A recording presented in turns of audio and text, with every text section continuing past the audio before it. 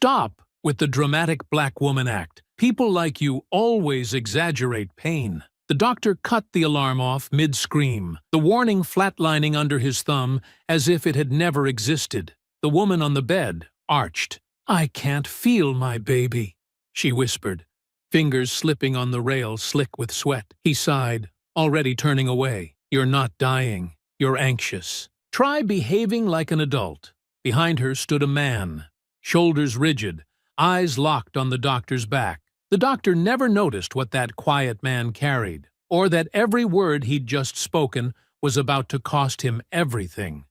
Before continuing, comment where in the world you are watching from, and make sure to subscribe, because tomorrow's story is one you can't miss. The fluorescent lights cast harsh shadows across the emergency room as Naomi Ward gripped her husband's hand, her face twisted in pain. The midnight hours stretched endless in the sterile hallway. Their world narrowed to the steady beep of monitors and the sharp catch of her breath. "Something's wrong, Elias," Naomi whispered, her other hand pressed against her swollen belly. "This isn't normal contractions. It feels like tearing inside." Elias Ward maintained his composed demeanor, though his jaw tightened as he watched his wife struggle. 8 months pregnant, Naomi had been glowing just yesterday. Now her warm brown skin had taken on an ashen cast, sweat beading on her forehead. Nurse Tessa Glenn pushed the wheelchair with efficiency, her experienced hands steady. "Blood pressure's climbing," she noted, glancing at the portable monitor. "We need to get her assessed right away." "Please," Elias said, his voice deliberately measured. "My wife needs immediate attention. These symptoms came on suddenly and… Now, let's not get ahead of ourselves." Dr. Preston Hargrove's voice cut through the air like a blade wrapped in silk. He approached with unhurried steps, barely glancing at the patient chart in his hands.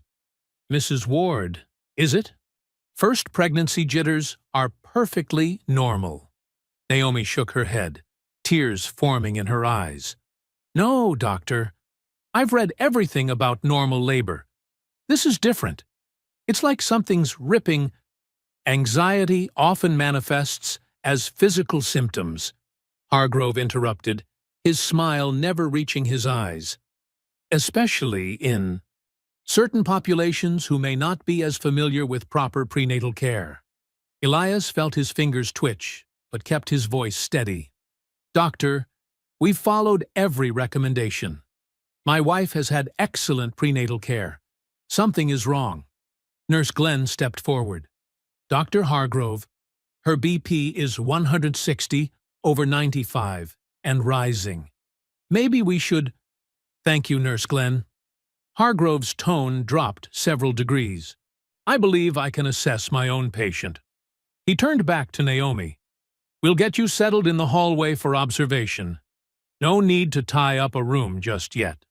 The clicking of heels announced Gail Renshaw's arrival. The hospital administrator's perfectly styled hair and pressed suit looked out of place at midnight. "Dr. Hargrove, I trust everything is under control? We need to maintain our excellent emergency response metrics." "Just a nervous mother-to-be," Hargrove assured her. "Nothing that warrants disrupting our protocols." Elias watched as they wheeled Naomi to a spot against the wall, underneath flickering fluorescent lights. A thin curtain provided the barest pretense of privacy. His FBI training screamed at him to take control, to demand action, to protect his wife. But years of experience had taught him harsh lessons about how quickly a black man's concern became threatening behavior in places like this. "Sir," Nurse Glenn whispered as she adjusted Naomi's IV, "I'll keep an eye on her.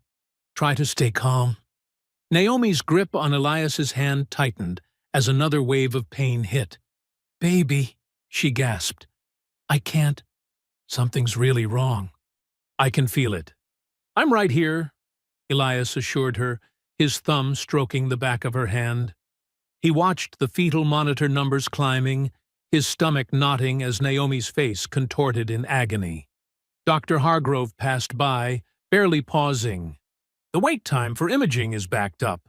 We'll reassess in an hour or two." "An hour?" Elias struggled to keep his voice level. "Her pain is getting worse by the minute." "Mr. Ward," Hargrove's tone dripped with condescension, "I understand you're concerned, but your wife's dramatic reaction isn't helping anyone. Perhaps you could encourage her to stay calm?" Nurse Glenn appeared again, her face tight with worry, as she checked Naomi's vitals.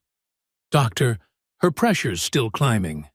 Shouldn't we at least—" "Unless you've suddenly acquired a medical degree, Nurse Glenn, please stick to your assigned duties." Hargrove cut her off without looking up from his phone. Elias felt Naomi's hand go slack in his. Her eyes had grown glassy, unfocused. The monitor's beeping became more erratic. "She's not being dramatic," Elias said, his carefully maintained control cracking. "Something is seriously wrong. Please, Mr. Ward." Gail Renshaw stepped in, her professional smile fixed in place. "Dr. Hargrove is one of our most experienced physicians. Let's trust his judgment and avoid any unfortunate situations." The threat was subtle but clear. Elias saw the security guard shift closer, hand resting on his radio. One wrong move, one raised voice, and he'd be labeled the angry black man, removed from his wife's side when she needed him most. Naomi's whisper drew his attention back. "Elias, I can't feel the baby moving anymore." The fetal monitor's steady rhythm suddenly spiked, its alarm beginning to pulse with increasing urgency. Elias looked desperately toward the nurse's station, but no one moved with any sense of emergency. Then, as suddenly as it started, the alarm went silent. Elias stared at the monitor in confusion. The warning lights had disappeared, but Naomi's grip on his hand had gone terrifyingly weak. "Why did it stop?" he asked, his voice barely controlled. "The alarm. Why did it just—" But Nurse Glenn's face had gone pale as she looked at the monitor, and Elias felt the first real stab of fear pierce his practiced calm. The scream tore through the hallway like shattered glass. Naomi's body arched off the bed, monitors exploding into a chaos of alarms and flashing lights. Her blood pressure numbers spiraled downward as her pulse raced dangerously high. "Code Blue! We need help here!" Nurse Glenn slammed her palm against the emergency call button. Her other hand flew across the equipment, trying to stabilize the readings that were spinning out of control. Dr. Hargrove sauntered over, his face a mask of irritation. With one smooth motion, he reached past Tessa and silenced the shrieking alarms. "These readings are clearly false. The equipment in the hallway can be unreliable." "False?" Elias grabbed the doctor's arm, his careful restraint finally cracking. "Look at her! She's dying!" "Remove your hand," Hargrove said icily. "Security!" "She needs imaging now," Elias insisted, releasing the doctor's arm, but planting himself firmly between Hargrove and the exit. "Get a surgeon down here. Something's torn inside her." "Mr. Ward," Hargrove's voice dripped with disdain, "your emotional state is not helping. Perhaps you should step outside and let the professionals work." "Professional?" Elias's voice shook. "You haven't done a single thing to help her." Naomi's body jerked again, her eyes rolling back as her oxygen levels plummeted. The monitors Hargrove hadn't silenced screamed their warning. A young resident in rumpled scrubs rushed over, his face pale. "Dr. Hargrove, her stats are critically low. Should I call for—" "Dr. Parker," Hargrove cut him off. "Are you questioning my assessment of this situation?" The resident's mouth opened and closed, his eyes darting between Naomi's convulsing form and his superior's cold stare. "No, sir, but protocol states—" "I am the protocol in this department." Hargrove's words fell like ice. "Stand down." Nurse Glenn's hands flew over Naomi's body. trying to stabilize her. "She's hemorrhaging. Doctor, please. This is what happens when we let hysteria override medical judgment." Hargrove made a show of checking his watch. "If you're all quite finished." Naomi's body went rigid, blood beginning to soak through the thin hospital sheet. The resident took half a step forward, then froze as Hargrove's glare pinned him in place. "Do something!" Elias roared, his composure finally shattering. "She's bleeding out." Security guards appeared at both ends of the hallway, hands on their radios. Gail Renshaw materialized beside them, her professional smile strained. "Mr. Ward, please lower your voice. This is a hospital." "It's a slaughterhouse," Nurse Glenn snapped, her hands pressed against Naomi's stomach. "Doctor, she needs surgery now." Blood pressure numbers crashed lower. Naomi's eyes fluttered, her grip on Elias's hand going slack. The resident looked ready to vomit, trapped between training and terror. "Fine." Hargrove finally waved a dismissive hand. "Call it in. But note my objection to this overreaction in the chart." The next moments dissolved into chaos. A trauma team rushed in, shouting orders. The resident found his courage too late, barking for blood products and an operating room. Nurse Glenn rattled off stats as they wheeled Naomi away, her voice tight with fury and fear. Elias tried to follow, but security blocked his path. Through the gaps between their bodies, he watched the team racing his wife down the corridor, blood dripping onto pristine floor tiles. Time stretched like pulled taffy. Minutes or hours later, Elias couldn't tell, the resident emerged from the operating room. His scrubs were stained dark red, his young face aged decades in a single night. "The baby." He swallowed hard. "We got her out. She's critical, but stable." Elias felt hope flutter weakly. "And my wife?" The resident's eyes filled with tears. He shook his head once. The world stopped turning. Sound became distant, muffled, as if Elias were underwater. Through the haze, he saw Dr. Hargrove at the nurse's station, calmly dictating notes. Patient presented with anxiety symptoms, declined rapidly despite appropriate interventions. Complications arose unexpectedly. Death was unavoidable given patient presentation and circumstances. Elias lunged forward, a sound like a wounded animal tearing from his throat. Security caught him before he could reach Hargrove, muscled arms pinning him against the wall. "Sir, calm down, or we'll have to remove you," one guard warned. "My wife is dead," Elias's voice cracked. "He killed her. He just stood there and killed her." "Now, Mr. Ward." Hargrove straightened his white coat, not even looking up from his charts. "These situations are always tragic, but histrionics won't change the medical reality. Perhaps if she'd been more compliant with prenatal care—" "You son of a—" Elias struggled against the guard's grip. "Remove him," Gail Renshaw ordered, "and call the police if necessary. We can't have this kind of disruption." The guards began dragging Elias toward the exit. He stopped fighting, his body suddenly heavy with grief and rage, and something darker growing beneath it all. With careful movements, he reached for his wallet. The guards tensed, probably expecting him to pull out a phone to record them. But what Elias withdrew was something else entirely. A black leather credential case, falling open to reveal a golden badge, and the letters FBI, gleaming under the fluorescent lights. The stairwell door slammed behind Elias, the sound echoing like a gunshot in the confined space. Dr. Hargrove stood halfway up the stairs, one hand on the railing, caught in mid-stride. The fluorescent lights cast harsh shadows across his face as he turned. "Excuse me, I have patients to—" Hargrove's words died in his throat as Elias held up his FBI credentials. "Special Agent Elias Ward, Federal Bureau of Investigation." His voice was steel wrapped in silk.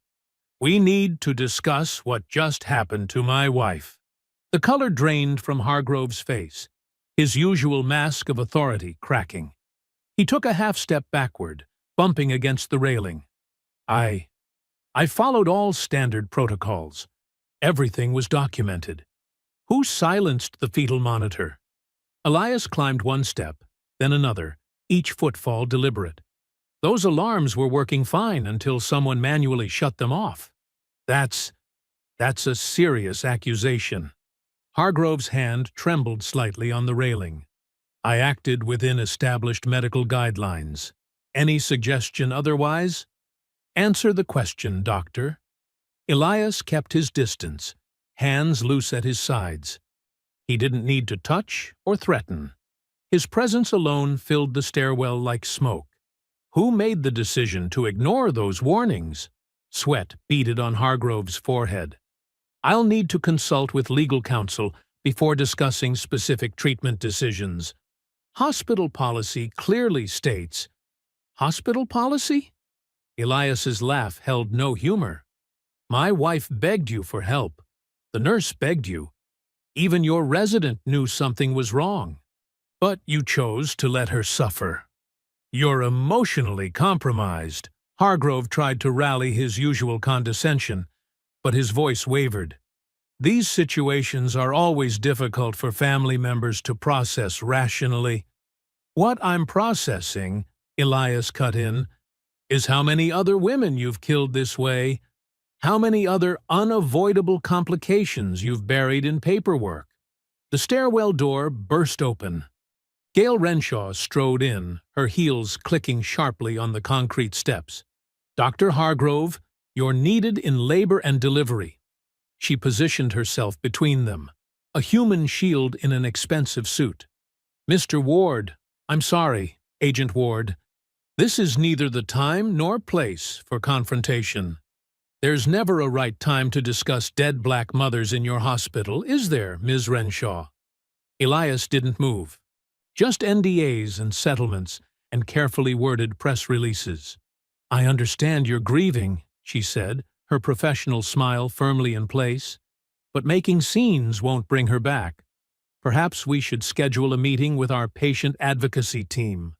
To negotiate my silence? Elias's eyes never left Hargrove. How much is a dead wife worth in your risk management calculations? Two security guards appeared in the doorway, summoned by some silent signal. Renshaw's smile didn't waver.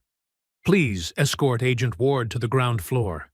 He needs time to process his loss. This isn't over, Elias said quietly. It is for now.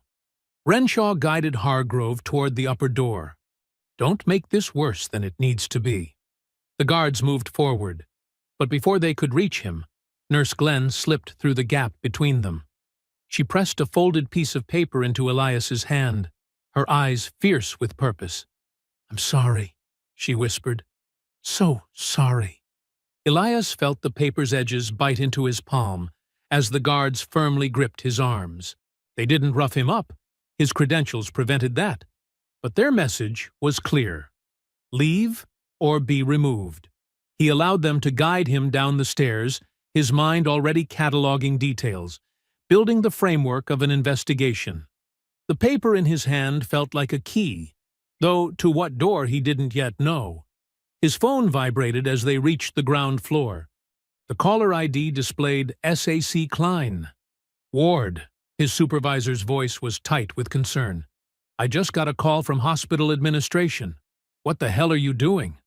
My wife died, Dana. Elias stood in the lobby, watching Hargrove and Renshaw hurry past on an upper walkway. They let her die. I know. Her tone softened slightly. And I'm sorry. But you can't investigate this. The hell I can't. You're too close. This is a clear conflict of interest. Someone needs to look into— Stand down, Elias. Steele entered her voice. That's an order. Don't make me put you on leave. The line went dead. Elias stared at his phone, feeling the walls closing in. The system was already moving to protect itself, to bury this death like all the others. A nurse wheeled a clear bassinet past him toward the elevators, likely headed to the maternity ward. Inside, A tiny form squirmed under soft blankets. His daughter. Alive because a resident finally found his courage. Too late to save Naomi, but in time to save their child. Elias fell into step beside the nurse, his badge ensuring no one questioned his presence. The elevator ride was silent except for the soft sounds of newborn breathing. The maternity ward was a study in cruel contrast. Bright colors and cheerful murals. The walls lined with photos of happy families. Proud parents holding their babies.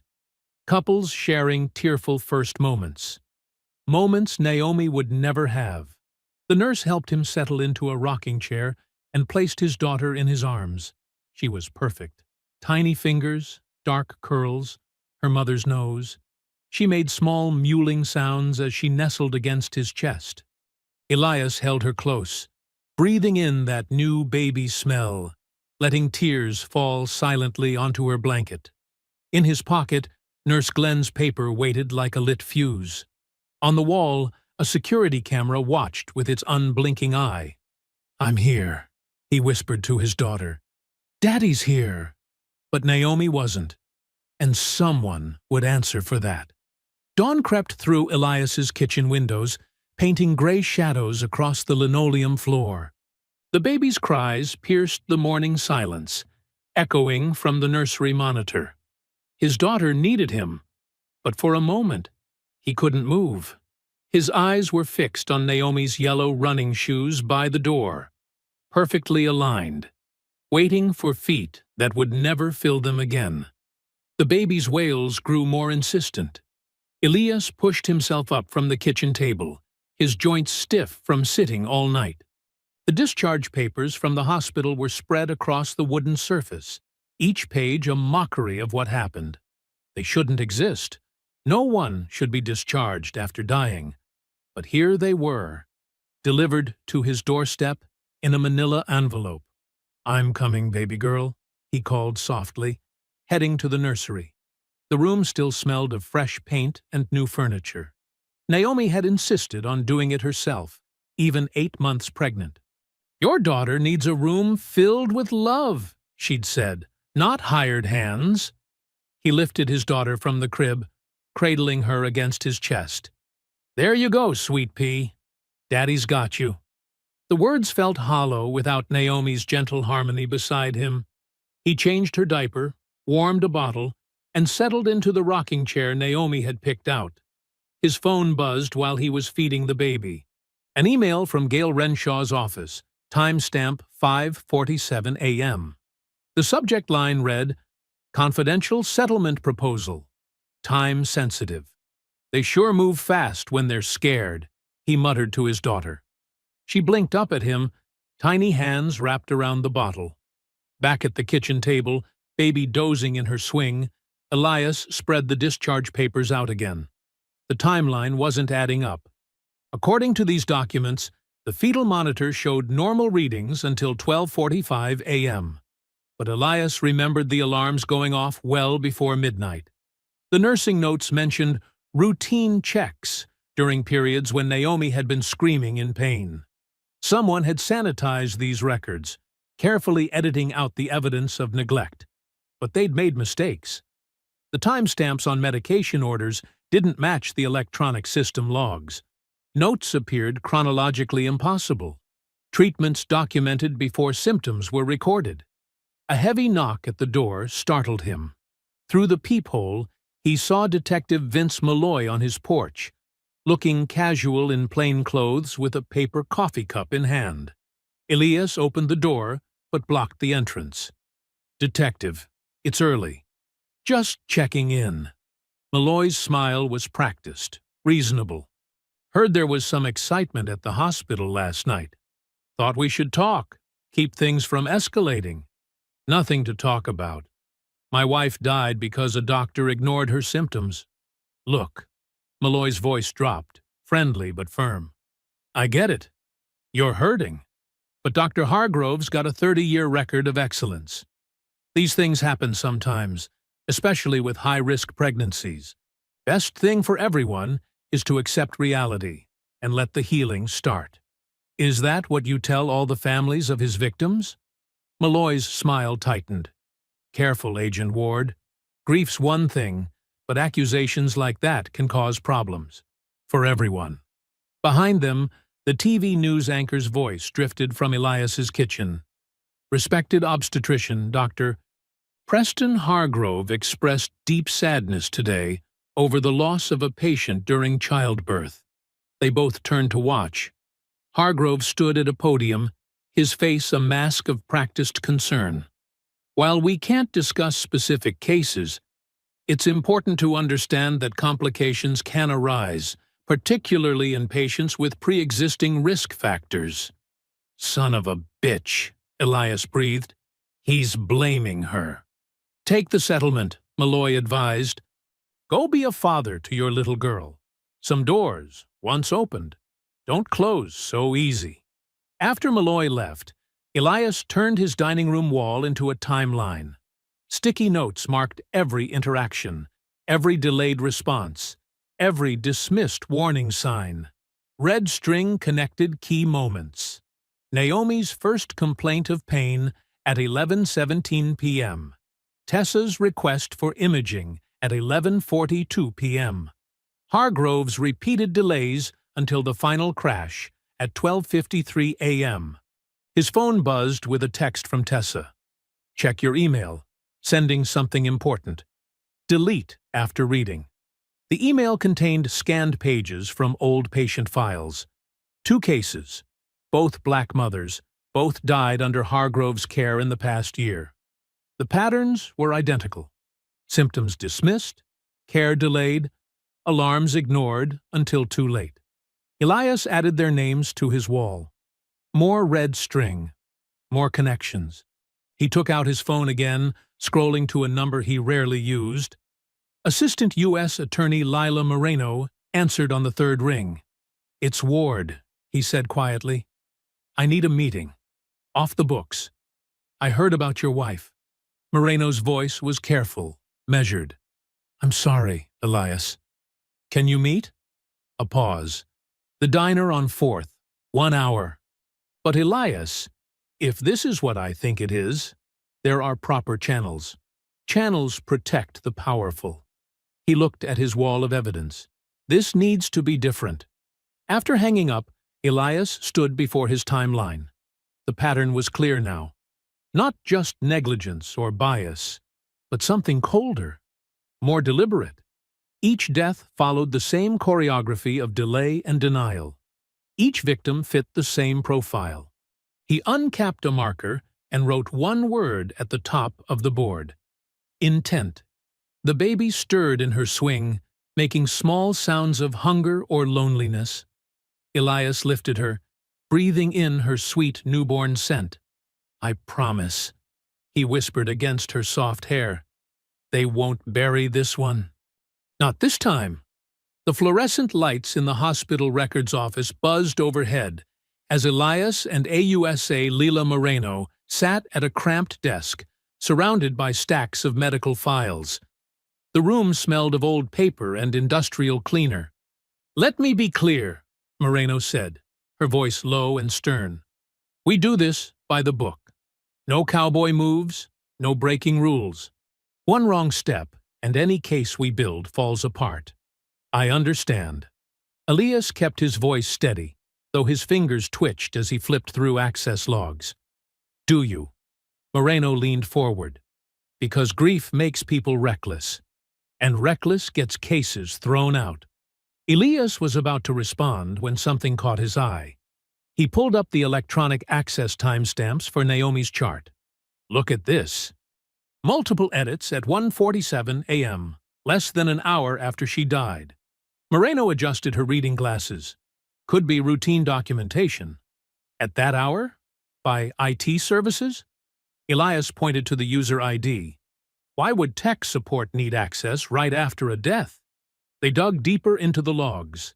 Changes, deletions, entire sections rewritten.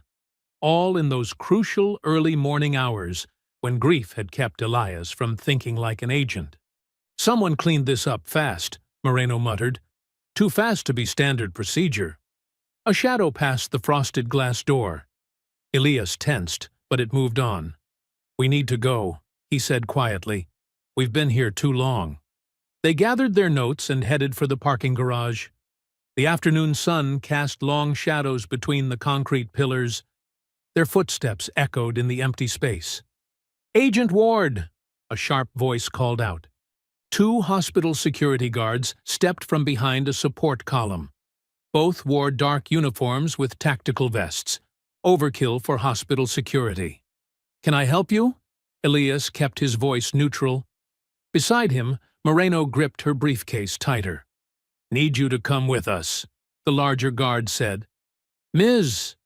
Renshaw wants to discuss your unauthorized access to medical records. I have proper clearance." Elias shifted his weight slightly, reading their positions. "Any concerns can be addressed through official channels." The second guard moved to flank them. "This isn't a request."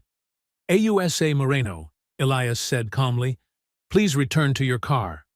"Elias, now, please." Moreno hesitated, then walked quickly toward her vehicle. The guards let her pass. "Last chance," the first guard said. "Come quietly." "I'm a federal agent," Elias stated. "You're interfering with an investigation." The guard's response was a hard shove that sent Elias stumbling back. But Elias had been ready. He rolled with the push, using the momentum to spin inside the guard's reach. His elbow found the man's solar plexus with precise force. As the guard doubled over, Elias trapped his extended arm and redirected him face first into the concrete pillar. The second guard rushed in. Elias dropped low, sweeping the man's legs. They hit the ground together. The guard was bigger, stronger, but Elias had years of training. He locked the man's arm in a control hold, applying pressure until the guard went limp. The whole thing took less than 20 seconds. Both guards were down, conscious but disabled. No permanent damage, no excessive force, clean and contained. Something clattered across the floor, a plastic ID badge that had fallen from the first guard's pocket. Elias picked it up. It was a contractor badge for MediaTek IT services.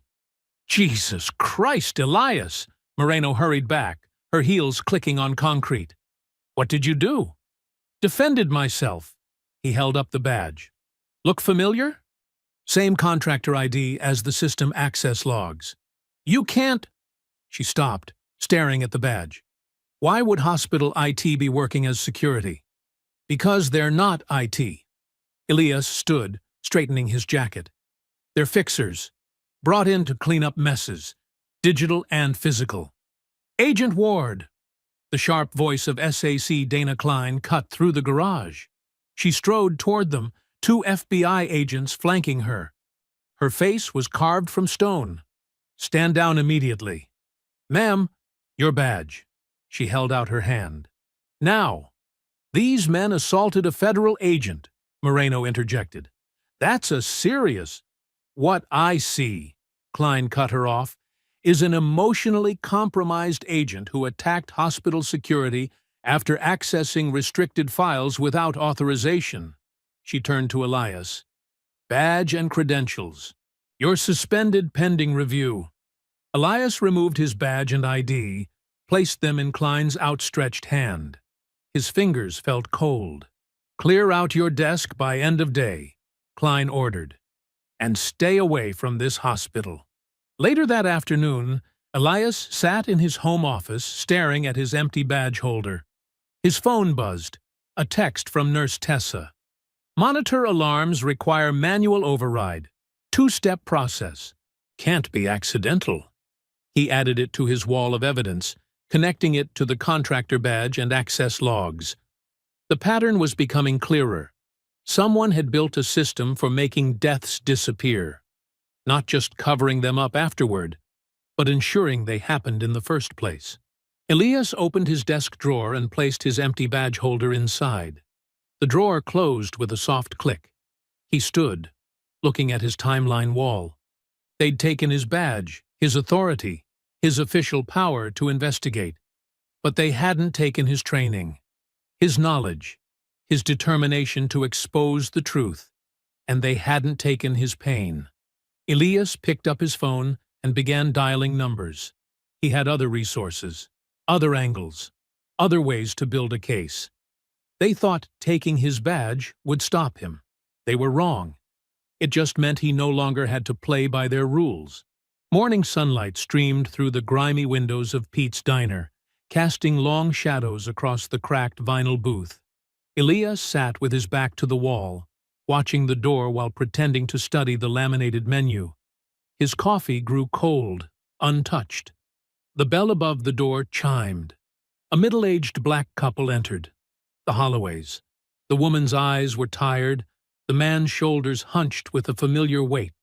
Elias recognized the look of parents who'd buried a child.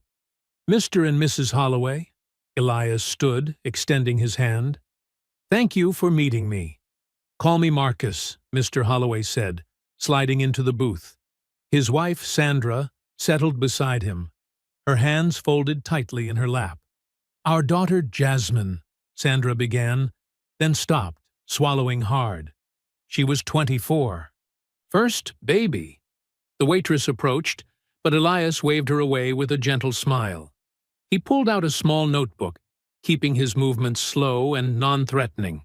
"Tell me about the day you took her to the hospital," he said softly. Marcus's jaw tightened. She was having pain, bad pain, not normal contractions. "We got there around 9 p.m. They made us wait." "Dr. Hargrove?" Elias asked. Sandra nodded. "Kept saying she was overreacting. Called it anxiety. Said young mothers often," her voice cracked, "often exaggerate their symptoms." "His exact words?" Elias pressed gently. "Like they were scripted," Marcus growled. "Talked down to her like she was stupid. Kept saying everything was perfectly normal, and we needed to trust the process." Elias's pen moved steadily across the page. "What happened when things got worse?" Sandra's fingers twisted together. "The nurse, she knew something was wrong, kept checking the monitors, but Hargrove wouldn't listen. Said Jasmine needed to calm down and stop being dramatic. He put us in a hallway," Marcus continued, his voice hollow. "Said all the delivery rooms were full, but we saw empty ones. We saw—" He broke off, pressing his fist to his mouth. "By the time they finally moved her," Sandra whispered, "it was too late. They said it was a known complication, that sometimes these things just happen." Elias's phone buzzed. A text from an unknown number. "Need to talk. Billing irregularities. Not safe on phone." Below it, an email address signed P.S. He turned back to the Holloways. "Did they offer you a settlement?" Marcus nodded grimly. Next day, papers full of big words. Said signing would honor Jasmine's memory. "Did you sign?" "Didn't have a choice," Sandra whispered. "The funeral costs—" Elias's pen paused. "Did Detective Malloy visit you?" They both stiffened. "How did you—" Marcus started. "Told us to be reasonable," Sandra cut in. "Said fighting would only hurt more families like us." Elias added the details to his growing map of connections. The pattern was getting clearer. Identify vulnerable patients, delay care, document complications, quick settlements, police pressure. A machine built to turn deaths into statistics. His phone buzzed again. An email from Priya Shah, marked urgent. Found billing codes. Pattern of risk management classifications. Disproportionate outcomes. Need secure meeting. The diner's bell chimed. 2 men in dark jackets entered, scanning the room. Elias recognized the predatory posture of hired muscle. "We should wrap up," he said quietly. "Different exits. Don't look back." The Holloways slipped out the side door while Elias left cash on the table. He exited through the kitchen, nodding thanks to the cook who'd been watching the scene unfold. That evening, Elias sat in his home office, connecting threads on his evidence board. Hospital records, witness statements, billing codes, pieces of a puzzle showing systematic neglect, masked by paperwork.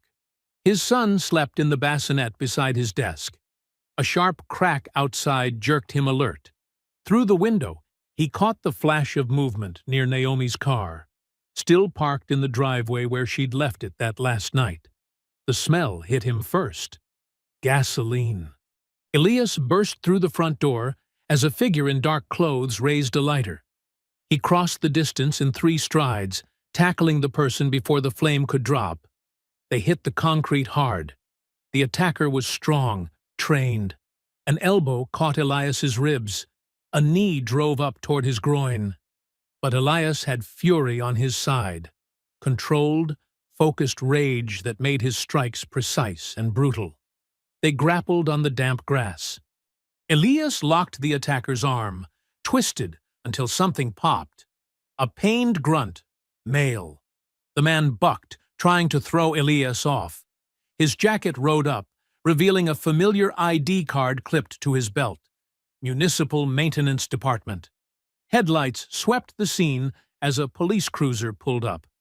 Detective Malloy stepped out, taking his time.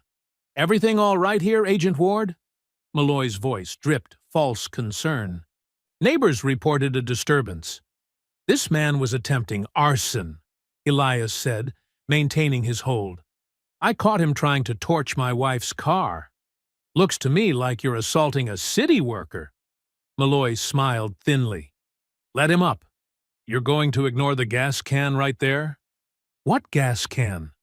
Malloy kicked the container under a bush. "You're making enemies, Ward. Dangerous ones. Be smart. Focus on your kid instead of chasing ghosts." The attacker scrambled up when Elias released him, limping to a dark SUV that had appeared silently at the curb. Malloy watched him go, then turned back to Elias.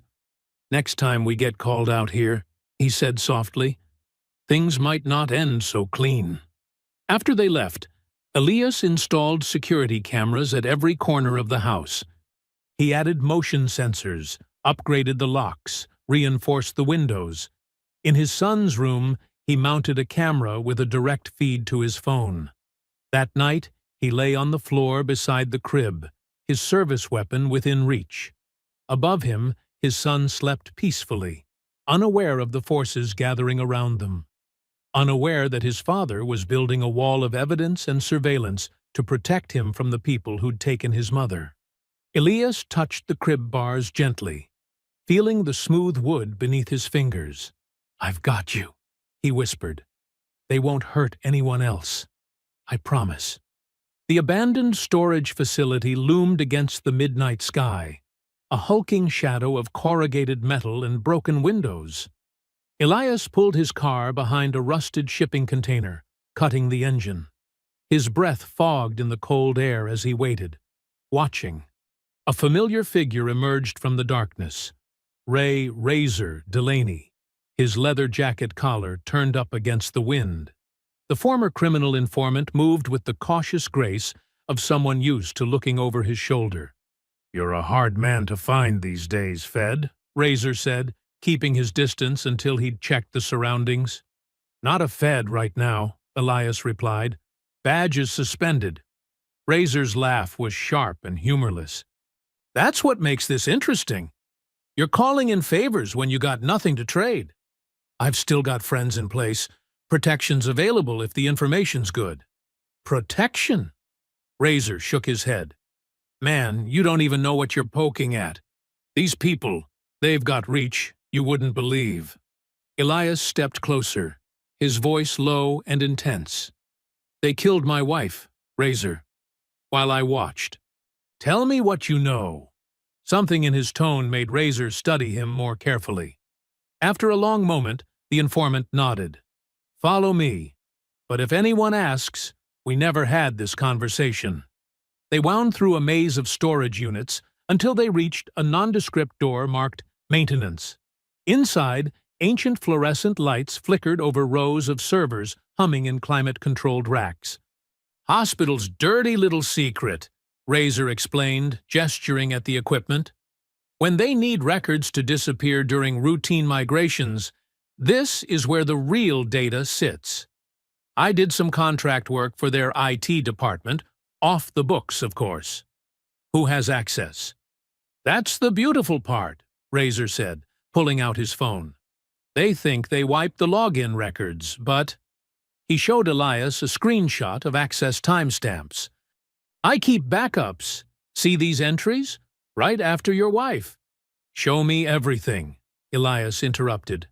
For the next hour, Razor walked him through the hospital's shadow system, how records were altered, where the originals were stored, which administrators had privileged access. Names and times matched Elias's timeline perfectly. This is enough to start building a case, Elias said, but I need copies. Already ahead of you. Razor handed over a small hard drive. But listen, this goes beyond just the hospital. I've seen municipal accounts, police records, judges' signatures. They've got a whole network. I can protect you, Elias promised. I may be suspended, but I've got an AUSA who... His phone buzzed. A text from Moreno. Limited surveillance warrant approved. 48 hours only. Use it wisely. Before he could respond, another message flashed across his screen. This one from an unknown number. Nurse Glenn found unconscious at home. Memorial Hospital ER. I have to go, Elias said sharply. Stay low. I'll contact you through the usual channels. Watch your back, Razor called after him. They don't like loose ends. Elias broke every speed limit getting to Memorial. He found Tessa Glenn in the ER, bruised and barely conscious. Her house had been robbed. Nothing taken except her phone and laptop. Wasn't. Random, she managed to whisper when she saw him. Two men. Knew exactly what they wanted. Did you recognize them? She tried to shake her head, but winced. Professional. Careful. Not to... Her eyes fluttered closed as the morphine took hold. Detective Malloy was already there, leaning against the nurse's station with calculated casualness. Terrible thing, he drawled when he saw Elias. City's getting dangerous. Even nice neighborhoods aren't safe anymore. Cut the act, Elias growled. We both know what this is. Careful, Ward. Malloy's friendly mask slipped for just a moment. Suspended agents shouldn't interfere with active investigations. Bad things happen when people don't mind their own business. Is that what happened to my wife? She didn't mind her own business? Your wife had complications. Tragic, but natural. Unlike some other recent events. Malloy straightened his jacket. Think about your kid, Ward. Some losses you can't come back from. Elias watched him leave, fury burning cold in his chest. His phone buzzed again. Moreno. I've got 48 hours of surveillance authorization, she said without preamble. That's it. Make it count. I need more time. You need to be careful, she countered. They're sending messages, Elias. First the car, now Nurse Glenn. They're escalating. Then we need to move faster. Elias described what Razor had shown him. The evidence is there, Lila. We just need to get to it legally. Evidence won't help if you're dead. She paused. Or if someone else gets hurt because you pushed too hard. Elias looked through the window at Tessa's unconscious form. She'd tried to help, to do the right thing. Just like Naomi had tried to advocate for herself. The system's response was the same. Swift, brutal silencing. No one else gets hurt, he said quietly. I swear it. How can you promise that? Because I'm done playing by their rules. He touched the hard drive in his pocket. They want to send messages? Fine. Let's send one back. Elias. 48 hours, he cut her off. That's all I need. Have a team ready. He ended the call and went back into Tessa's room. A nurse was adjusting her IV, checking the bruises blossoming across her face and neck. I'm sorry, he whispered to her still form. This ends now. No one else pays for their crimes. Through the window, dawn was breaking over the city. Somewhere in that gray light, Hargrove was probably sleeping peacefully. Malloy was filing false reports, and hospital administrators were crafting their next cover-up. They thought fear and violence would protect their system forever. They were wrong. In 48 hours, Elias would prove it. He just hoped the price wouldn't be paid in more innocent blood. The marble floors of the federal courthouse echoed with each of Elias's steps. Morning light streamed through tall windows, casting long shadows across the empty hallway where AUSA Leila Moreno had spread documents across a wooden bench. "These numbers don't lie," Priya Shah whispered, her fingers trembling as she pointed to highlighted sections in the financial records. "See these transfers? Every time there's a maternal death under Hargrove, donations flow through shell companies into Judge Pritchard's preferred charities." Moreno nodded, making notes. "And the timing matches perfectly with Detective Malloy's overtime approvals and special assignments. Plus this," Priya added, pulling out another spreadsheet. "Gail Renshaw gets consulting fees from the same shell companies. It's all connected. The delays, the deaths, the cover-ups. They're profiting from it." Elias studied the paper trail they'd assembled. "How many deaths are we talking about?"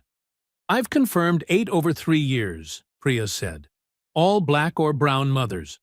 All with similar patterns of delayed care and altered records." 8 families, Elias breathed, thinking of Naomi. 8 lives they threw away. Moreno began drafting subpoenas, her pen moving with fierce determination. "We'll hit them all at once. Hospital records, financial documents, surveillance footage, everything. No warning, no time to hide evidence." For the first time in weeks, Elias felt hope stirring. The pieces were finally coming together. They had proof of the conspiracy, documentation of the money trail, witnesses ready to testify. His phone buzzed. A news alert. The hope died as he read the hospital's press release. "Due to scheduled system upgrades and server migration, some surveillance footage from the past quarter may be temporarily unavailable."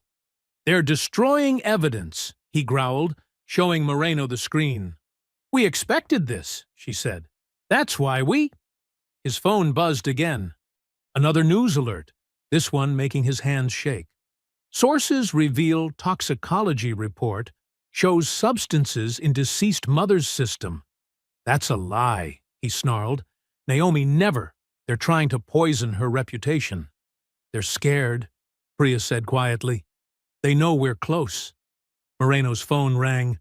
Her face darkened as she listened. "What do you mean?" Challenged. "The subpoenas are properly—" She paced the hallway, arguing with someone. "No, Your Honor, there's no conflict of—" "Yes, I understand, but—" She ended the call, looking grim. "Judge Pritchard is blocking our subpoenas. Claims there's insufficient cause and potential conflicts of interest due to your suspension." "He's part of it," Elias said. "We have the proof right here. Proof we can't use until we get those subpoenas approved. And every judge we approach will know Pritchard's already denied us." Priya gathered her papers with shaking hands. "I should go. If they find out I'm talking to you—" "We'll protect you," Moreno assured her. "Like you protected Nurse Glenn?" Priya's voice was bitter. "They put her in the hospital for trying to help. What do you think they'll do to me?" Neither Elias nor Moreno had an answer. They watched her hurry away, looking over her shoulder with each step. An hour later, Elias stood at Naomi's grave. The morning's hope had crumbled to ashes in his mouth. Fresh flowers marked where she lay. Roses from her mother, who still called daily to check on the baby. "I'm sorry," he whispered to the stone. "They're burying the truth, just like they buried you. Making you look guilty when you were the victim." Wind rustled through nearby trees. In the distance, a groundskeeper's lawnmower droned. "I tried doing this the right way," he continued, "following procedures, respecting the system. But they own the system. They use it like a weapon." He touched the cold marble. "You deserved better. Those other mothers deserved better. And that smug bastard Hargrove is still out there, still practicing, still deciding who lives and dies based on the color of their skin. A plan began forming in his mind. Dangerous, probably illegal, but they'd left him no choice. He pulled out his phone and called Moreno. "I need a favor." "Elias, just listen. We know Hargrove's pattern. We know how he operates. What if we gave him another chance to show his true colors?" "What are you suggesting?" "A decoy patient. Someone presenting with the same symptoms Naomi had. Someone wearing a wire. That's entrapment. It's giving him rope to hang himself. He's arrogant, Lila. He thinks he's untouchable. Put another black woman in front of him with the same complaints, and he'll do exactly what he did to Naomi." "Even if I wanted to help," Moreno said, "we'd need authorization for any recording. And after Pritchard's ruling, then we get creative. Find a sympathetic judge. Call in favors. Something." His voice hardened. "Because right now, he's in that hospital, probably getting ready to kill someone else's wife, someone else's mother. And we're letting it happen." Silence stretched between them. Finally, Moreno sighed. "Give me 24 hours. But Elias, if we do this, it has to be perfect. By the book. One mistake, and they'll bury everything. They already tried burying Naomi. They won't bury the truth." He ended the call and looked at the grave one last time. Hargrove thought his position and connections made him invulnerable. That same arrogance would be his downfall. All they had to do was give him another chance to show who he really was. The lawnmower's drone faded. Wind scattered petals from Naomi's roses across the grass. Somewhere in the city, Hargrove was probably reviewing patient files, deciding whose pain mattered and whose didn't. Soon, he'd have another chance to make that choice. And this time, every word, every dismissal, every cruel calculation would be recorded. The surveillance van's air conditioning hummed as Elias watched Simone Brooks approach the hospital entrance through multiple camera feeds. She moved with practiced precision, one hand pressed against her stomach, her face showing just the right amount of distress. "Audio check," Moreno's voice crackled through his earpiece. "Receiving clearly," he responded, adjusting the volume. Every rustle from the tiny microphone hidden in Simone's clothing came through with crystal clarity. Simone pushed through the ER doors, her performance flawless. Not too dramatic, not too subtle. Just a worried pregnant woman seeking help. Exactly like Naomi had been. The waiting room buzzed with typical afternoon chaos. A child wailed. Someone coughed. Phones rang at the intake desk. "I need help," Simone told the triage nurse, her voice trembling perfectly. "Something's wrong. The pain, it's not normal." Elias's hands tightened on the monitoring equipment. The same words, the same fear. He forced himself to breathe. "Blood pressure's elevated," a nurse noted. 160/95. Just like Naomi's had been. They wheeled Simone to an exam area. Through her hidden microphone, Elias heard everything. The beep of monitors, the squeak of rubber-soled shoes, the murmur of voices discussing which doctor was on rotation. "Dr. Hargrove's handling OB emergencies today," someone said.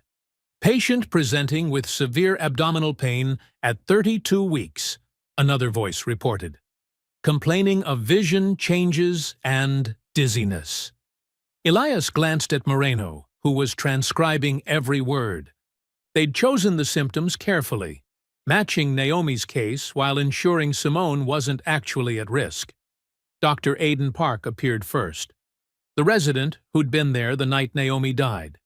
His hesitation was visible even through the grainy security feed. "Let's get a full workup," Park said, his voice clearer now.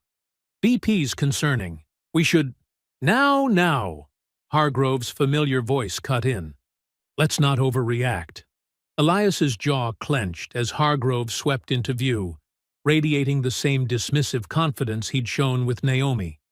"Good afternoon," Hargrove said to Simone. "I understand you're feeling anxious?" "The pain," Simone said. "It's like something's tearing. And I can't see right. Everything's blurry." "Mm-hmm." Hargrove's tone dripped condescension. "First pregnancy?" "Yes. But this isn't normal. Something's wrong. Pain tolerance varies significantly among different demographics," Hargrove said. "What you're experiencing is likely stress-related." In the van, Moreno's pen scratched rapidly across her notepad. Every word was another nail in Hargrove's coffin. "Her pressure's still climbing," Park interjected. "Protocol suggests—" "Thank you, Dr. Park," Hargrove cut him off. "I believe I can assess the situation." Gail Renshaw materialized at the nurses' station, her presence a silent warning to the staff. Through various cameras, Elias watched her subtle gestures, directing traffic, managing optics, protecting the machine. "Please," Simone said, "can't you do some tests? An ultrasound, maybe?"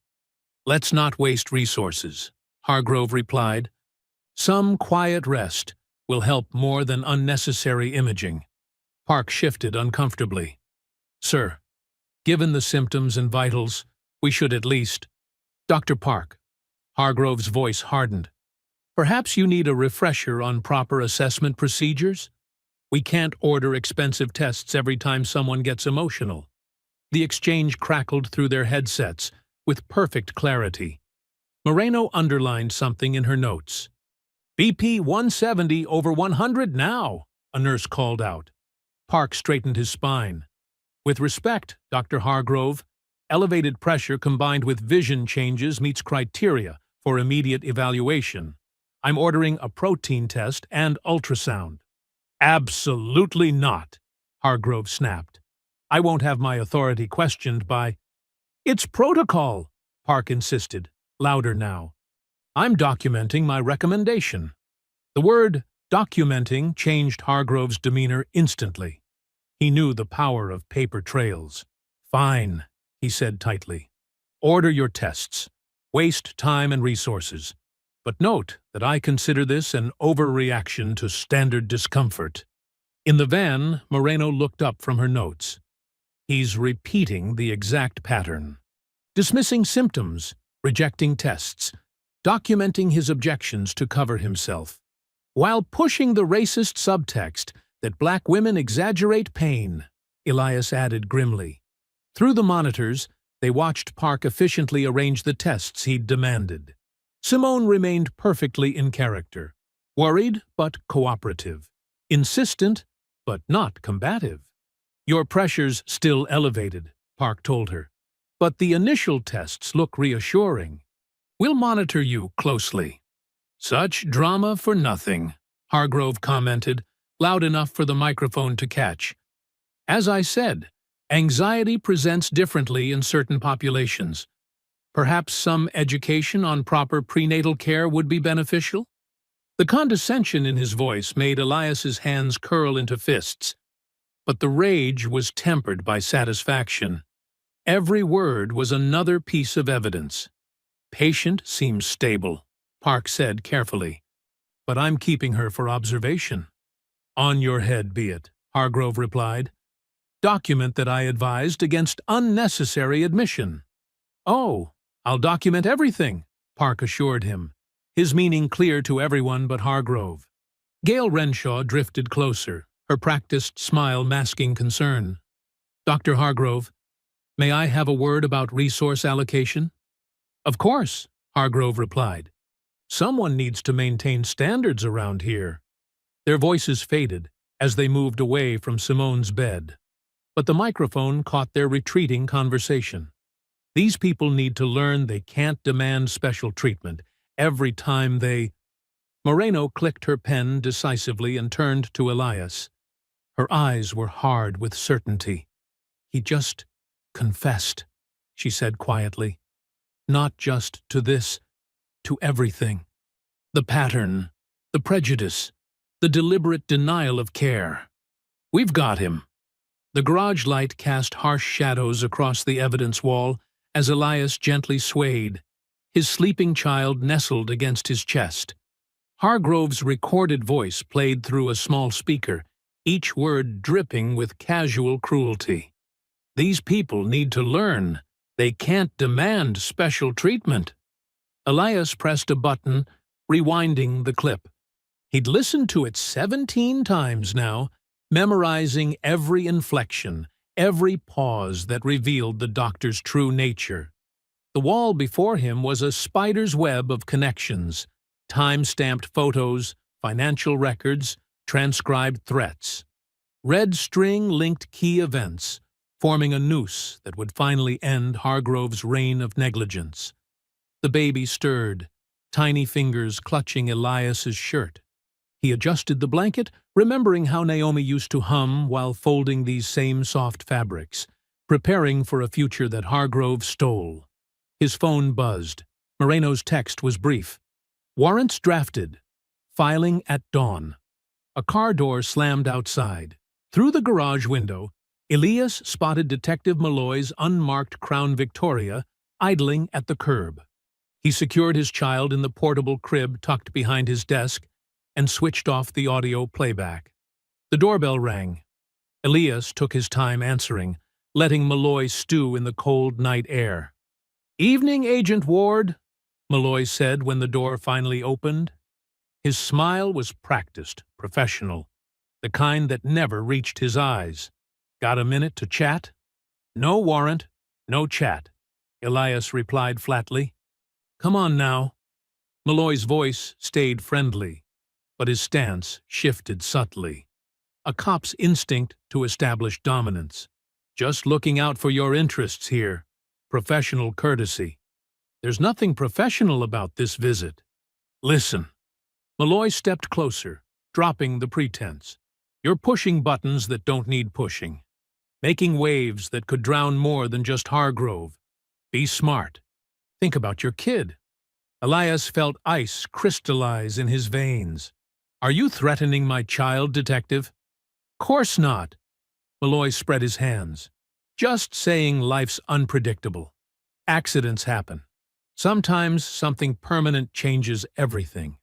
Would be a shame if your crusade left that baby without both parents." Elias didn't blink.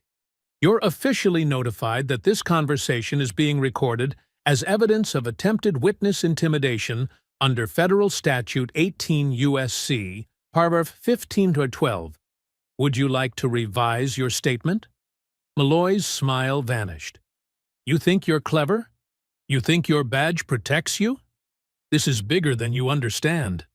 "No," Elias said quietly. "It's exactly as big as I understand." "That's what terrifies you." Malloy retreated to his car without another word. Elias watched until the taillights disappeared around the corner, then checked his home's security feeds. All cameras operational. All angles covered. His phone buzzed again. This time it was Moreno, her voice tight with controlled anger. "Pritchard just issued an emergency injunction. He's blocking our subpoenas on procedural grounds." "How long?" 3 days minimum for a hearing. Meanwhile, Renshaw's legal team is burying us in paperwork. Motion to dismiss, motion to suppress, motion to seal. They're trying to drown us in red tape until the pressure fades. Elias looked at his evidence wall. They're scared. They should be. But they're also connected. Each delay gives them time to bury evidence deeper. Then we change the game. Elias pulled out his other phone, the one tied directly to the bureau. "Time to call Klein." SAC Dana Klein answered on the second ring. "Ward, you're still suspended. I need 5 minutes. After that, you can extend my suspension or arrest me. Your choice." A long pause. "Talk fast." Elias laid it out methodically. The pattern of deaths, the financial connections, the coordinated cover-up. He detailed Malloy's threat, Pritchard's obstruction, Renshaw's legal barricade. Finally, he played Hargrove's recorded confession. This isn't just about Naomi anymore, he finished. It's about a system that kills black mothers for profit and buries anyone who objects. The Bureau can't look away without becoming complicit. The silence stretched. Elias could almost hear Klein weighing career preservation against moral certainty. "Send me everything," she said finally. "Every recording, every document, every connection. I'll take it upstairs. Federal jurisdiction, no local involvement. But Ward, if you're wrong about any of this..." "I'm not wrong, and I have backups of everything." "Of course you do," Klein sighed. "Stay put. Wait for authorization. Do not engage anyone until we move. Understood?" "Understood." Elias ended the call and turned back to his evidence wall. He photographed every document, scanned every note, uploaded every recording to secure servers. Multiple copies, multiple locations. No single point of failure. The baby whimpered softly. Elias lifted his child, breathing in that perfect newborn scent. "I know, little one," he whispered. "I miss her too. But tomorrow we start making it right." He settled into the old rocking chair Naomi had chosen, watching security feeds while his child slept. Outside, the night grew deeper. But Elias didn't sleep. He simply rocked and waited, and remembered Naomi's smile as dawn crept closer. Every few minutes, his phone lit up with more notifications. Renshaw's lawyers filing motions, Malloy's car circling the block, Pritchard's office requesting urgent meetings with federal supervisors. The system was scrambling, desperate to maintain control. Let them scramble, Elias thought. The truth was already loose. No amount of legal papers or backroom deals could cage it again. The armored vans hummed in the pre-dawn darkness, their black shapes lined up like waiting predators. Condensation purled on bulletproof glass as agents moved with practiced efficiency, checking gear and synchronizing communications. The staging area, a converted warehouse lot, bristled with tactical equipment and federal authority. SAC Dana Klein stood straight-backed near the command vehicle, her expression carved from stone. When Elias approached, she held out his badge without ceremony. "Agent Ward," she said formally, "you are hereby reinstated to active duty, effective immediately." She paused, then added in a lower voice, "The Bureau failed you. We should have acted sooner." Elias accepted his credentials, the familiar weight settling against his chest like armor. "Thank you, ma'am." "Don't thank me." Klein's eyes hardened. "Make it count." Inside the command vehicle, Elias's evidence board had been recreated digitally across multiple screens. Red markers highlighted target locations while timestamps scrolled past in real time. AUSA Moreno sat at the communications station, coordinating with support teams. "Teams are in position," she reported, not looking up from her monitors. "Priya's feeding us server locations now." Elias studied the tactical overlay. 7 primary targets: the hospital's off-site storage facility, 3 billing vendor offices, the administration building, and personal residences belonging to Hargrove and Renshaw. Each location represented a piece of the puzzle they'd fought so hard to assemble. "All teams sound off," Klein commanded. The responses came rapid-fire. "Alpha Team, ready at storage facility. Bravo Team, positioned at Billing Office 1. Charlie Team, covering hospital approach. Delta Team..." Elias watched the pieces align, remembering all the nights he'd spent connecting these same dots while his child slept nearby. Now the full weight of federal law enforcement stood ready to validate every conclusion, every suspicion, every truth he'd protected.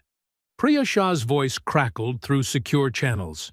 Primary server room confirmed in sub-basement. Backup arrays in offices 3 and 4. They're running constant purge cycles, trying to wipe everything. Too late for that, Moreno muttered, typing commands. Mirroring programs are already in place. Every deletion creates a backup we can track. The first rays of sunrise painted the sky in shades of promise as Klein gave the execute order. Across the city, federal agents moved with synchronized purpose. Doors burst open. Warrants were served. Evidence was secured. Live feeds filled the command screens. At the storage facility, agents discovered recently shredded documents, but the pieces were salvageable. In the billing offices, computers whirred with active deletion programs that only preserved more proof of guilt. At Renshaw's house, a hastily lit fire in the backyard still smoldered, half-burned papers containing patient names fluttering in the morning breeze. First footage recovery coming in, announced a tech specialist. Timestamp matches Nurse Glenn's note exactly. Elias leaned forward as hospital security footage filled the main screen. The images were crystal clear. Hargrove manually silencing alarms, dismissing staff concerns, delaying critical care. Each frame validated Tessa's courage in speaking up, each second of video transforming memory into evidence. Got the access logs? Another analyst called out. Multiple manual overrides of monitoring equipment, all tied to Hargrove's credentials. Pattern spans 3 years, focuses on minority patients, correlates with billing adjustments afterward. More data poured in. Financial records showed payments flowing between shell companies tied to hospital administrators and local officials. Email chains revealed careful coordination to bury complaints and silence witnesses. Everything Elias had suspected, everything he'd pieced together through grief and determination, was being confirmed in high-resolution detail. "Sir," a junior agent approached with a tablet. "You should see this." The screen showed security footage from Tessa Glenn's robbery. Clear images of 2 men, one wearing a contractor badge identical to those found in the hospital parking garage, breaking in and attacking her. No theft, just violence meant to silence. "Facial recognition is already running," the agent said. "We've identified one suspect as former police, currently employed by a security firm contracted to the hospital." Elias nodded, unsurprised. The system protected itself through layers of deniable connections, until those layers were stripped away. "Teams report evidence secured at all primary locations," Klein announced. "No deletions successful. No data lost." Moreno looked up from her station, a fierce satisfaction in her eyes. They really thought they could bury this. All of it. Everyone they hurt, everyone they silenced. They got used to power, Elias said quietly. Started believing their own lies. The command vehicle hummed with activity as data streams converged into an irrefutable narrative. Patient records, security footage, financial transactions, communication logs, each piece strengthened the others, creating a foundation too solid to shake. "Hospital Administrator Renshaw is in custody," reported Charlie Team. "No resistance. Found her attempting to access sealed files in her office. Billing office principals detained," added Bravo Team. "Multiple servers seized. Chain of custody maintained." Elias watched the feeds, feeling a weight lift from his chest with each confirmation. The truth wasn't fragile anymore. It wasn't trapped in his grieving memories or buried in manipulated records. It was documented, duplicated, distributed across secure federal servers. They couldn't make it disappear. A priority alert flashed across the main screen. Moreno straightened in her chair, hand pressed to her earpiece. "Confirmation from hospital security," she announced. "Dr. Preston Hargrove has been located. He's in the East Wing, 3rd floor, conducting morning rounds." The room stilled. Every eye turned to Elias. "He doesn't know yet," Klein said softly. "He's still playing doctor, still thinking he's untouchable." Sunlight streamed through the hospital's glass entrance, casting long shadows across the busy lobby. Patients filled plastic chairs, flipping through old magazines and checking phones. A local news crew had already set up near the information desk, their camera trained on the entrance, a tip about breaking developments, bringing them like sharks to blood in the water. The first hint something was different came from the security guards. They straightened suddenly, hands dropping to radios that had gone mysteriously silent. Then the front doors swung wide. Federal agents moved in smooth formation, badges displayed, purpose radiating from every step. No sirens, no shouting, no dramatics, just the quiet authority of justice finally arriving. Patients looked up from their phones, conversations dying mid-sentence as more agents appeared from side entrances, securing exits with practiced efficiency. On the third floor, Dr. Preston Hargrove stood in an examination room, reviewing a chart with the same dismissive confidence he'd always wielded. His white coat was pristine, his posture perfect, his entire being radiating the untouchable superiority that had let him decide who deserved care and who could wait. As I was saying, he told his patient, these concerns seem rather premature. The door opened. 2 agents in tactical gear stepped in, followed by 3 in suits. Badge flashes caught the fluorescent light. Dr. Preston Hargrove, the lead agent announced, you are under arrest. Hargrove's face flickered between expressions, confusion, indignation, the beginning of fear. This is absurd. Do you have any idea who I am? Yes, sir. We know exactly who you are. The agent moved forward with cuffs ready. You have the right to remain silent. I demand to speak to my attorney. Hargrove's voice rose, cracking slightly. This is harassment. I'm a respected physician. The cuffs snapped shut with metallic finality. Down the hall, phones recorded as the famous doctor was led past shocked nurses and wide-eyed residents. Someone whispered, "Is this real?" In her top-floor office, Gail Renshaw was mid-sentence in a damage control meeting when her door burst open. Her practiced administrator's smile froze as agents entered.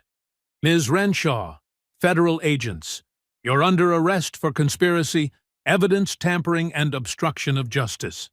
This is a mistake, she said automatically, PR training kicking in. Everything was handled according to protocol, but her calm cracked as cuffs appeared. Real panic flooded her face, the kind that came from knowing exactly how much evidence they must have found. Her heels clicked arrhythmically as agents escorted her past the executive suite where she'd orchestrated so many cover-ups. Across town, Detective Vince Malloy stepped out of the precinct, adjusting his jacket with the casual confidence of a man who owned his corner of the world. He made it 3 steps before federal agents surrounded him. Detective Malloy, you're under arrest for conspiracy and corruption under color of authority. Come on, guys, he tried, friendly mask slipping. We can work this out. Whatever you think happened. The cuffs ended his negotiation. Officers he'd commanded watched from the station steps as he was led to a waiting vehicle, power evaporating like morning dew. Back in the hospital lobby, staff gathered in clusters, whispering as more arrests followed. IT managers who'd deleted footage, administrators who'd buried complaints, security personnel who'd threatened witnesses. The entire machinery of silence was being dismantled in broad daylight. Elias Ward stood near the information desk, badge visible on his belt, saying nothing. His presence was statement enough. Every person led past in cuffs represented a piece of the system that had failed Naomi, failed so many others, and assumed they'd never face consequences. Dr. Hargrove emerged from the elevator between 2 agents, his perfect posture now rigid with shock. He scanned the lobby desperately, looking for allies, for escape, for anyone who might still shield him. Then his eyes found Elias. Recognition hit like a physical blow. Hargrove's steps faltered as understanding dawned. not just of who Elias was, but of the full scope of what his arrogance had ignored. Not just a grieving husband, but a federal agent. Not just one death, but a pattern of negligence now documented in federal evidence. Not just a tragedy to be buried, but justice that had been gathering strength in silence. Reporters surged forward, shouting questions. Cameras flashed. But Hargrove couldn't look away from Elias, from the quiet strength that had systematically dismantled his world of privilege and protection. In that moment, the doctor finally felt what his victims had felt. Powerless, unheard, at the mercy of forces he couldn't control. Elias met his gaze steadily, badge gleaming, neither triumphant nor angry. He didn't need words. The evidence would speak. The truth would speak. Every silenced voice would finally be heard. The hospital's automatic doors slid open with a soft hiss. Hargrove tried one last time to summon his authority, to demand rights, to invoke lawyers, to threaten consequences. But his voice shrank under the weight of reality. His reputation couldn't save him. His connections couldn't hide him. His power was paper-thin, and it was burning away in the morning light. As agents guided Hargrove toward the waiting vehicle, his eyes locked on Elias one final time. In that gaze was the desperate realization of a man who'd thought himself untouchable, finally understanding the price of his choices. The doors closed behind him with quiet finality, separating him forever from the kingdom of impunity he'd built on others' pain. The federal courtroom hummed with tension. Morning light filtered through tall windows, casting long shadows across polished wood and stern faces. Elias sat directly behind AUSA Leila Moreno's table, his posture rigid, his eyes fixed on the proceedings. Around him, the gallery was packed with families, mothers, fathers, children who'd lost loved ones to a system that had treated their pain as inconvenient. Dr. Preston Hargrove sat at the defense table, his once immaculate appearance showing signs of strain. His custom suits had been replaced by department store clothing that seemed to hang wrong on his frame.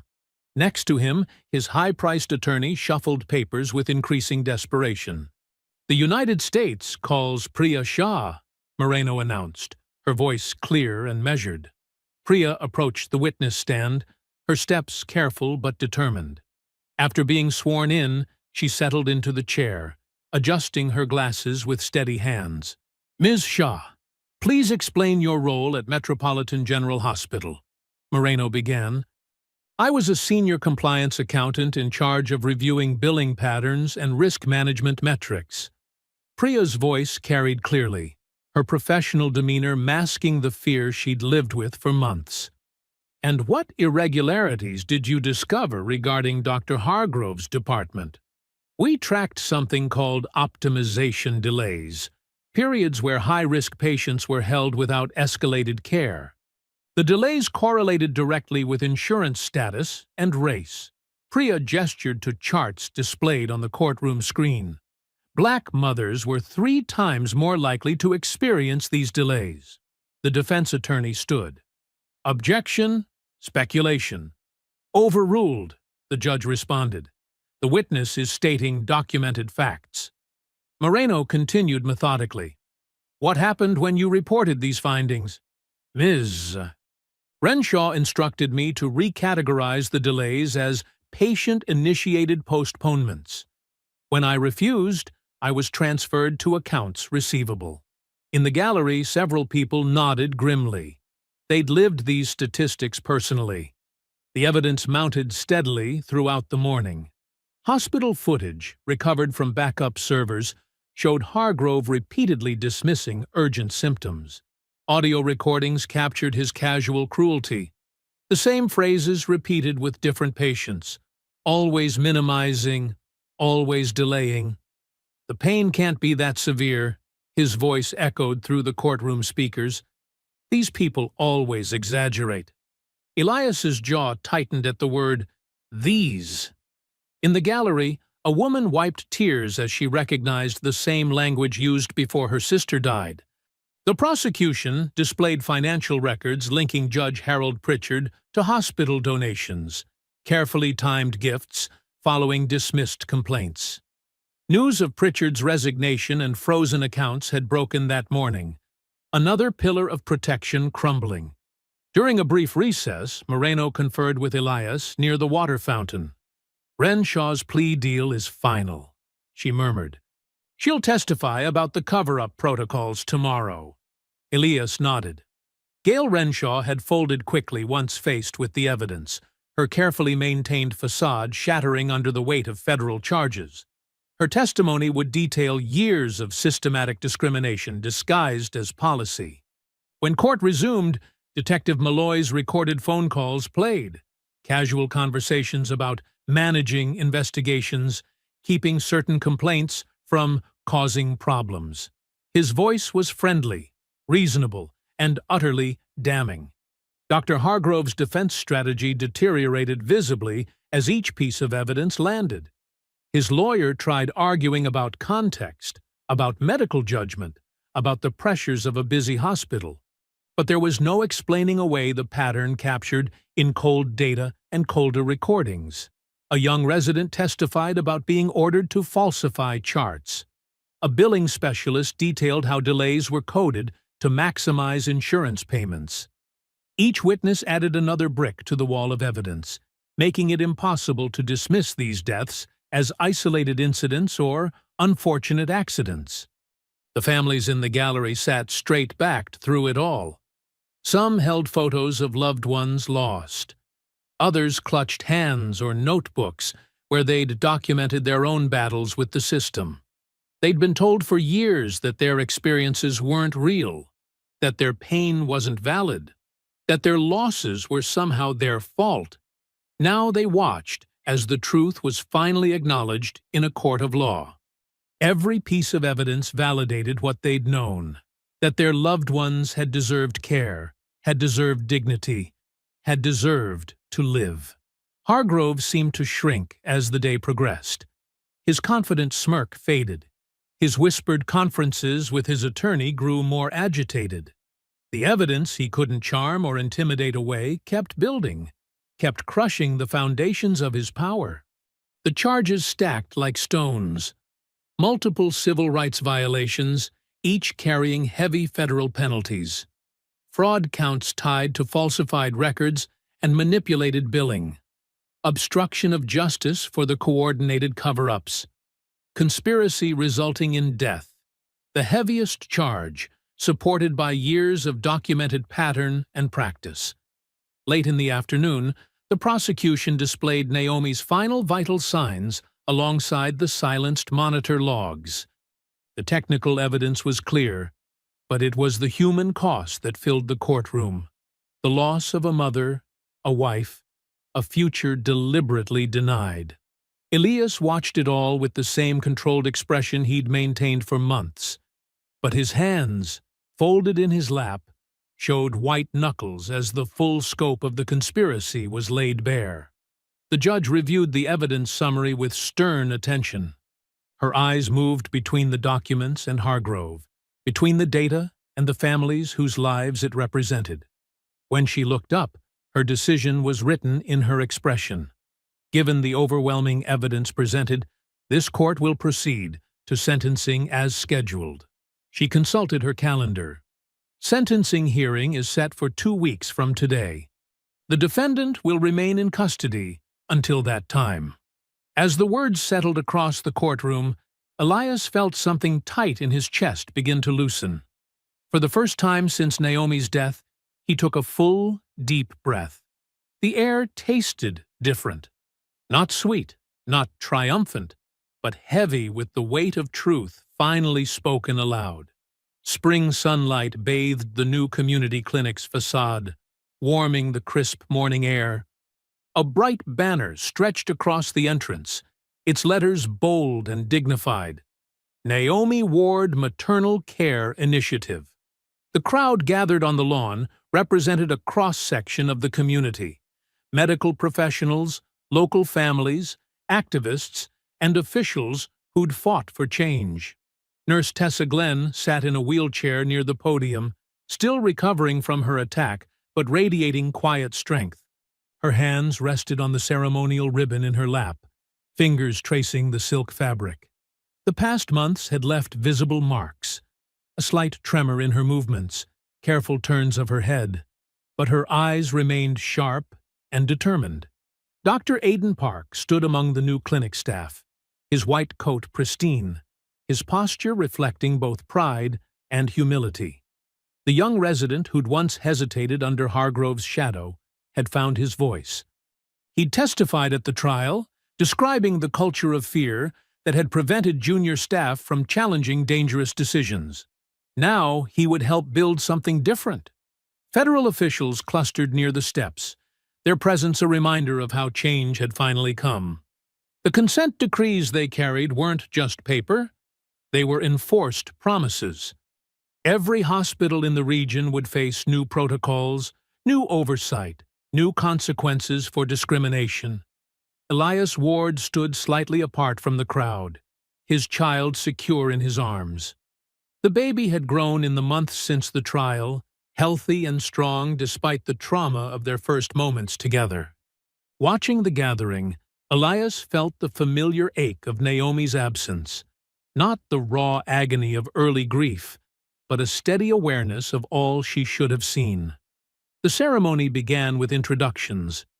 A community board member detailed the sweeping changes mandated by federal intervention.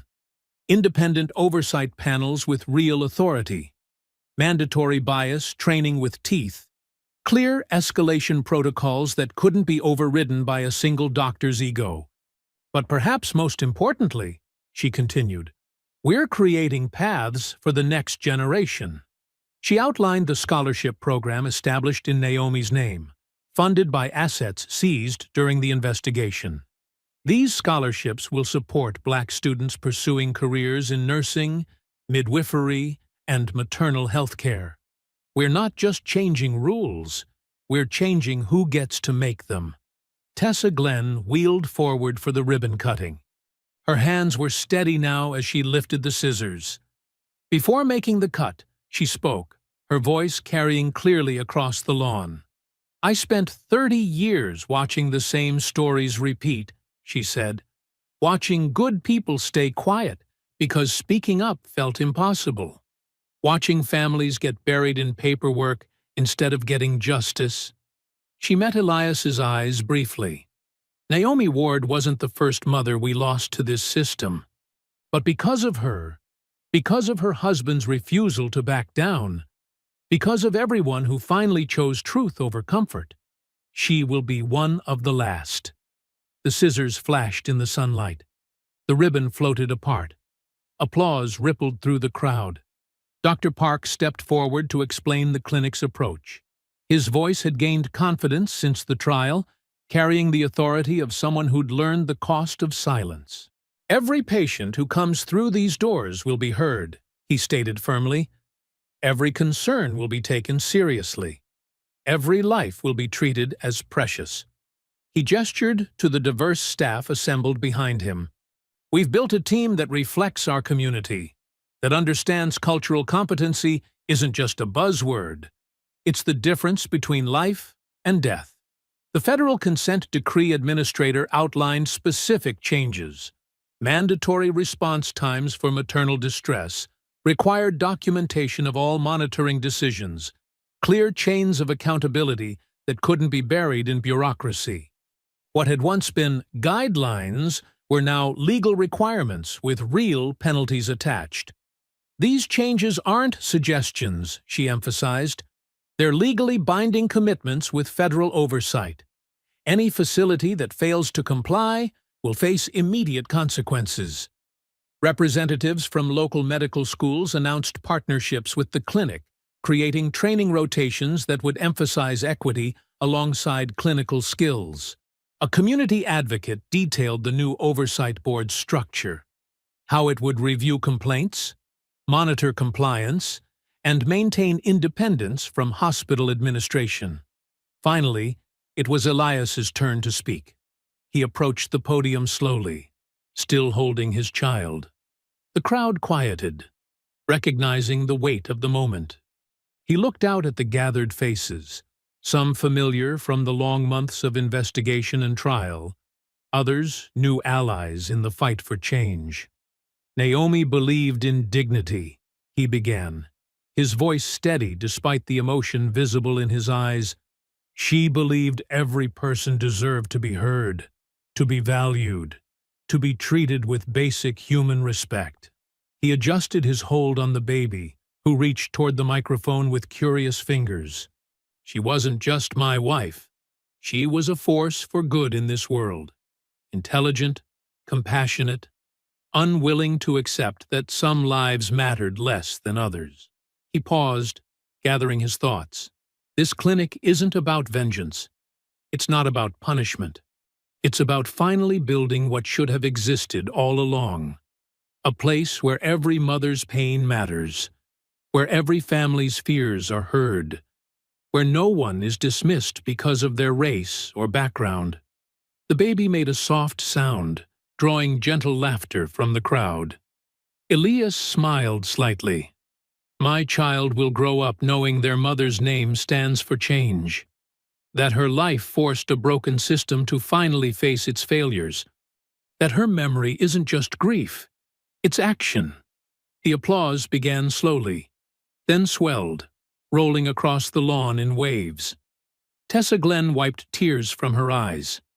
Dr. Park stood straighter, his expression reflecting renewed purpose. Federal officials nodded in solemn acknowledgement of promises made and kept. Elias stood beneath the banner bearing Naomi's name, their child reaching toward the sunlight. The applause continued, carrying not just approval, but commitment, a community's promise to remember, to vigilantly guard these hard-won changes, to ensure Naomi's legacy would remain alive in more than just words. Evening settled over the quiet neighborhood, painting the sky in deepening shades of purple and gold. Elias Ward walked along the familiar sidewalk, his baby secured against his chest in a carrier. The gentle rhythm of their steps matched the steady beat of crickets beginning their nightly chorus. The same route felt different now. Houses that had witnessed his raw grief months ago now saw a man changed, not healed, exactly, but transformed. Like steel forged in fire, the pain hadn't lessened so much as it had been reshaped into something purposeful. His child stirred, making those soft, contented sounds that still caught his breath sometimes. Tiny fingers curled around the fabric of his shirt, trusting and secure. The evening air carried the scent of fresh-cut grass and cooling asphalt. Ordinary details that Naomi would have noticed and appreciated. Your mama loved evenings like this, Elias said softly to the baby. She'd sit on our porch and tell me all the little things most people miss, how the light hit the trees just so, how you could tell the season was changing by which birds were singing. A woman watering her garden waved as they passed. She'd testified at the trial, one of Hargrove's former patients, who'd survived his negligence but carried the scars. Her presence in the neighborhood was another reminder of how the world had shifted. Not through shouting or violence, but through the steady pressure of truth, finally spoken aloud. Elias adjusted the baby's hat, remembering the day's earlier ceremony. The clinic would open its doors tomorrow, starting the real work of turning promises into practice. Dr. Park had already scheduled training sessions for the staff, determined to build a culture where speaking up was expected, not punished. The thing about power, Elias continued his quiet conversation with his child, is that it's not about who has the loudest voice or the biggest title. It's about who refuses to look away when something's wrong. He thought of Nurse Tessa Glenn, who'd risked everything to slip him that first crucial piece of evidence. Sometimes the strongest people are the ones who just keep showing up, day after day, doing what's right, even when it's hard. They passed the local police station, its windows reflecting the sunset. Detective Malloy's desk sat empty now, His badge surrendered after the extent of his corruption emerged. The new captain had already implemented changes, mandatory reporting protocols, clear documentation requirements, no more informal favors between departments. A light breeze rustled through maple trees lining the street. Elias remembered his own rage in those early days, the temptation to answer cruelty with violence, to make Hargrove feel a fraction of the pain he'd caused. But that path would have betrayed everything Naomi believed in. "Your mama taught me something important," he said, his voice steady despite the weight of memory. "She showed me that real strength isn't about making people afraid. It's about making things better, even when that's harder than making things hurt." The baby yawned, settling deeper against his chest. Elias smiled, thinking how these evening walks had become their ritual. In the beginning, they'd been an escape from the emptiness of the house. Now they felt more like meditation, a time to reflect on how far they'd come and how far they still had to go. A group of medical students passed by, heading toward the bus stop. They wore the distinctive lanyards of the Naomi Ward Scholarship Program, their animated discussion carrying fragments about patient advocacy and community health. One of them recognized Elias and nodded respectfully, not with pity, but with understanding of what his fight had achieved. "Change doesn't happen all at once," Elias continued his gentle monologue. "It's like building a case, piece by piece, fact by fact, until the truth becomes too solid to ignore." He thought of the federal consent decrees, the new oversight boards, the training programs spreading to other hospitals. Sometimes justice looks like paperwork and meetings and really boring rules. But those rules? They save lives. They turned onto their street as the first stars began appearing. Porch lights winked on, creating pools of warmth in the growing dusk. Their own house stood quiet but welcoming, Naomi's flower boxes still blooming with the perennials she'd planted. "I used to think being strong meant never showing fear," Elias admitted softly. "But your mama knew better. She taught me that real courage is feeling afraid and speaking up anyway. It's using whatever power you have to protect people who need protecting." The baby had drifted to sleep, peaceful against his heartbeat. Elias paused at the end of their driveway, looking up at the deepening sky. The world hadn't magically become fair or kind. Racism hadn't vanished. Prejudice hadn't dissolved. Injustice hadn't surrendered. But something fundamental had shifted. The silence that had protected Hargrove had been broken. The system that had enabled him had been exposed. The pattern that had killed Naomi, that had nearly killed so many others, had been interrupted.